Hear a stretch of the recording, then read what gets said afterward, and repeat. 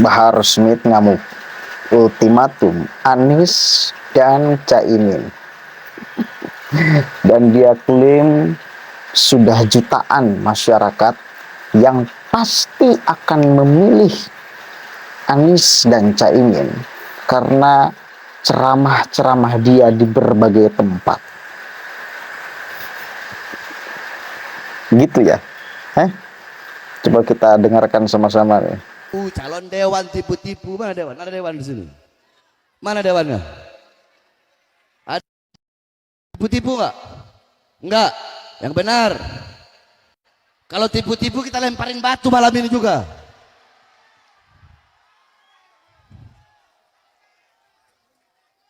Jangan hanya butuh sama rakyat kalau ada maunya.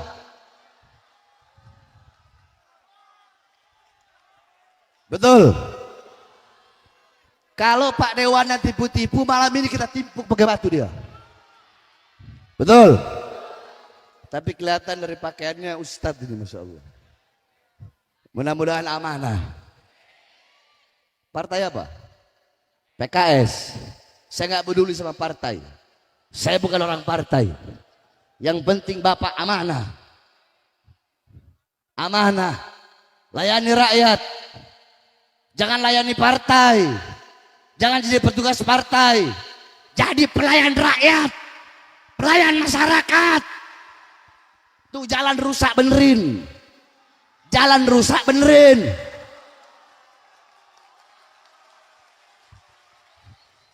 Hidup rakyat. Hidup rakyat. Hidup masyarakat. Hidup Indonesia. Indonesia merdeka.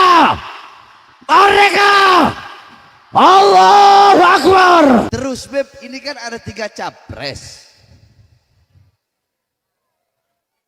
Ada Wowo,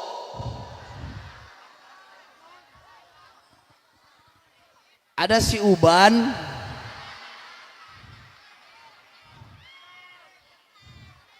sama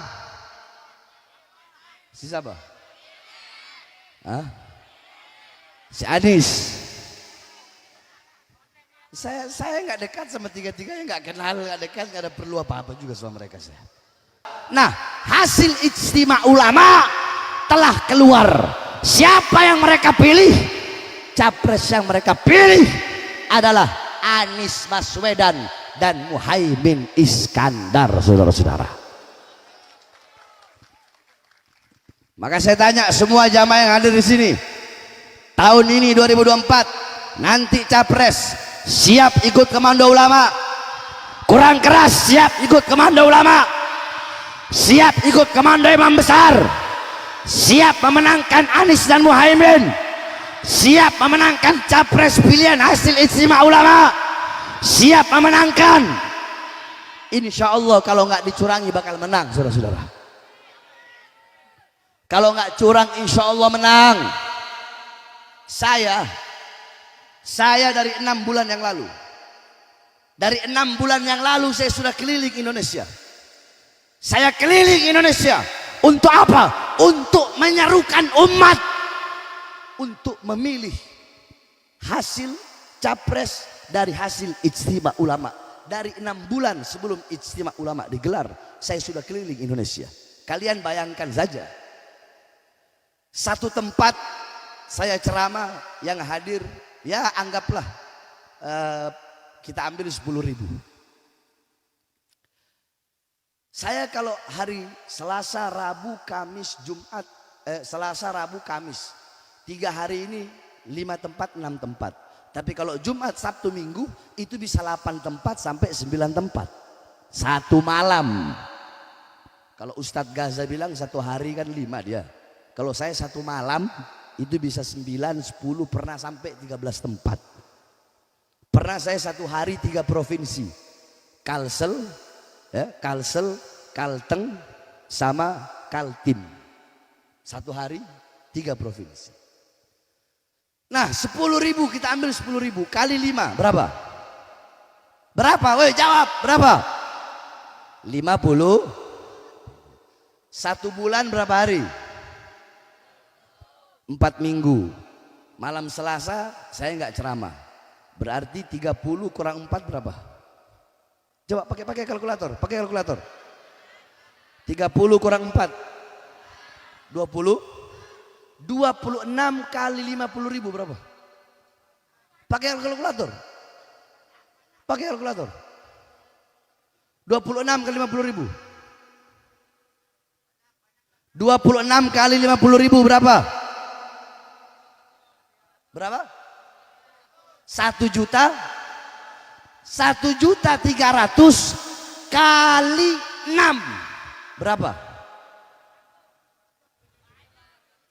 7.800.000. Itu yang udah pasti. 7.800.000 selama saya keliling 6 bulan. Dan bulan ini dan bulan depan belum tahu lagi. Paham?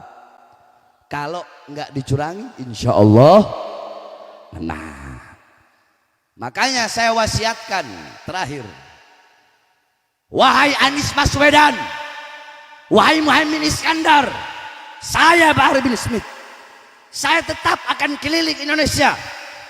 Untuk apa? Untuk memenangkan kalian berdua.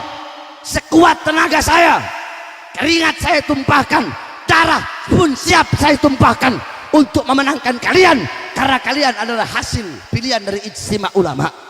Tapi kalau nanti kalian jadi presiden, kalian khianati bangsa, khianati rakyat, khianati agama, khianati ulama, demi Allah, saya Bahar bin Smith orang yang pertama melawan kalian untuk turun dari kursi kepresidenan kalian, saudara-saudara.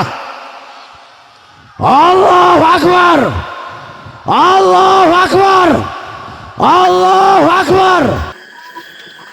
Oke. Kadang-kadang memang lucu mendengarkan Bahar ini. Katanya tidak peduli partainya apa. Tidak peduli kok ditanya. Dari partai apa? Kalau nggak peduli, nggak usah nanya partainya apa. Dan kita akan pasti tahu kok. Partai yang di sekeliling mereka itu partai apa. Ya salah satunya jelas PKS. Orang itu kalau nggak peduli nggak bakal nanya partai. Tapi ya wis lah, itulah silat lidah Kang Bahar, udah biasa dia. Cuma keleman memastikan itu yang bagi saya ini berbahaya juga. Setiap dia ceramah di satu tempat misal, lalu kemudian dia memastikan seluruh yang hadir itu akan ikut komando dia. Ini bagi saya, siapa yang bisa memastikan itu? Siapa yang bisa memastikan itu? Apakah ditulis data satu persatu yang hadir, lalu dipastikan yang milih hasil ikut komando dia? Jangan kleman-kleman kayak gitu. Ini pada akhirnya akan cukup berbahaya bila setiap orang lalu mengklaim setiap yang hadir dan mendengarkannya itu pasti akan pilih. Orang semua akan klaim-klaiman tanpa data dan bukti yang jelas. Pasti. Hitung setiap ceramah itu 10.000 kali 1 minggu, kali 1 bulan, kali berapa bulan, udah jutaan. Itu klaiman tanpa dasar loh. Itu klaiman tanpa dasar. Makanya dia memastikan, insya Allah kalau tidak dicurangi Anies menang. Artinya kecurangan dan tidak curang itu tergantung Anies menang atau kalah. Kalau Anies menang maka tidak curang. Kalau Anies kalah maka curang. Siap. Ngopi kemarin. Ngopi ang. Di wae. Di sini aja. Ayo ang, ngopi ang. Maaf ya, di pinggir jalan ada yang lewat. Itu. Jadi nggak bisa memastikan seperti itu karena nggak ada yang mendata. Jadi sekali lagi, framingnya menjadi yang curang. Kalau Anies menang tidak curang, kalau Anies tidak menang curang. Ini ngawur sekali pernyataan menurut saya. Samalah seperti dulu Prabowo Subianto. mereka teriak-teriak apa sih? Sama aja kan. Oh ini curang, mestinya Prabowo itu menang. Tapi karena curang maka tidak menang. Tetapi faktanya Prabowo gabung pemerintah. Faktanya dia merasa lemah dan sekarang mengakui kekalahan. Artinya apa? Kekalahan itu ya memang kalah. Sedikit orang yang pilih gitu loh.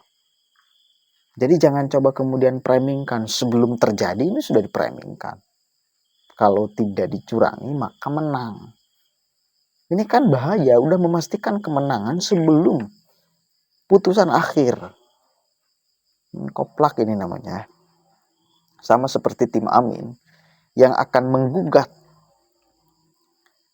kalau ada kecurangan yang terstruktur, sistematis dan masif, sembari dia mencatat satu persatu yang dianggap dia kecurangan. Artinya kalau Anies menang maka catatan itu tidak akan dikeluarkan. Tapi kalau Anies kalah, catatan itu akan dikeluarkan. Jadi curang dan tidak itu tergantung Anies menang atau tidak. Ini kan koplak. Kalau menang maka tidak curang. Kalau tidak menang maka curang. Ini ciri-ciri orang yang sudah nggak pede di awal itu namanya.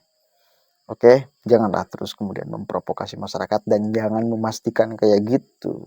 Nggak mesti yang mendengarkan ente itu semua suka dan akan ikut komando ente. Enak aja ngeklaim kayak gitu. Oke. Assalamualaikum warahmatullahi wabarakatuh.